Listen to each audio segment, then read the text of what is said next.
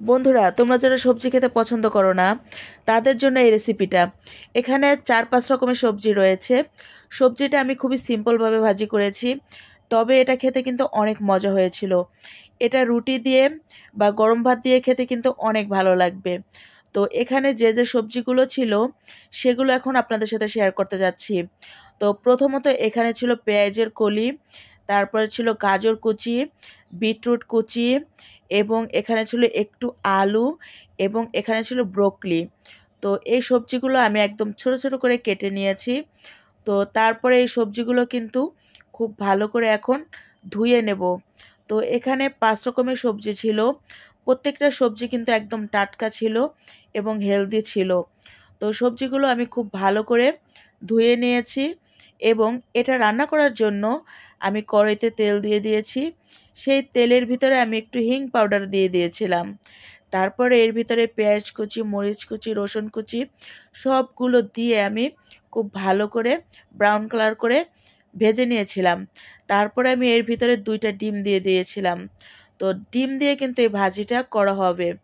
আর হিং পাউডারটা দেওয়াতে এর থেকে খুব সুন্দর একটা ফ্লেভার আসতেছিল। তো এই যে দেখুন, ডিমগুলো একদম খুব সুন্দর ঝুরো ঝুরো করে ভাজা হয়ে গিয়েছে।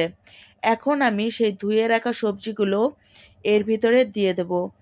তো যেহেতু সবজি কিন্তু আমাদের শরীরের জন্য অনেক উপকারী, তো মাছ মাংসের থেকে কিন্তু সবজিটা খেতে কিন্তু বেশি ভালো লাগে আমার কাছে।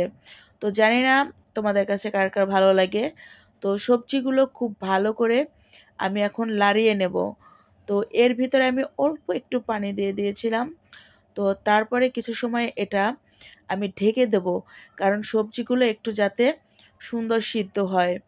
তো এটা খুব সুন্দর করে নাড়াচাড়া করার পরে এটা 2 থেকে 3 মিনিট আমি ঢেকে দিয়েছিলাম। তো তারপরে এর থেকে খুব সুন্দর একটা ফ্লেভার আসতেছিল এবং বলকটাও এসে গিয়েছিল।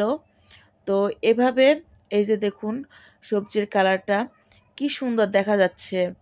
তো বিটরুট দেওয়াতে সবজির কালারটা একটু লালচে কালার হয়ে গিয়েছে, এবং গাজরটাও দেখতে অনেক সুন্দর দেখাচ্ছিল। তো ফাইনালি কিন্তু এই যে দেখুন সবজির কালারটা, আমি কিন্তু অলরেডি চুলার জালটা কমিয়ে দিয়েছি। তো এই সবজিটা যে কোনো গরম ভাত দিয়ে খেতেও ভাল লাগবে, রুটি দিয়েও খেতে ভাল লাগবে। তো এভাবে সবজিটা যদি ভাজি করা হয়, সেই ভাজিটা খেতে কিন্তু অনেক টেস্টি হয়, এবং এটা একটা হেলদি রেসিপি। তো তোমরাও এইভাবে ট্রাই করো, আশা করি অনেক ভালো লাগবে।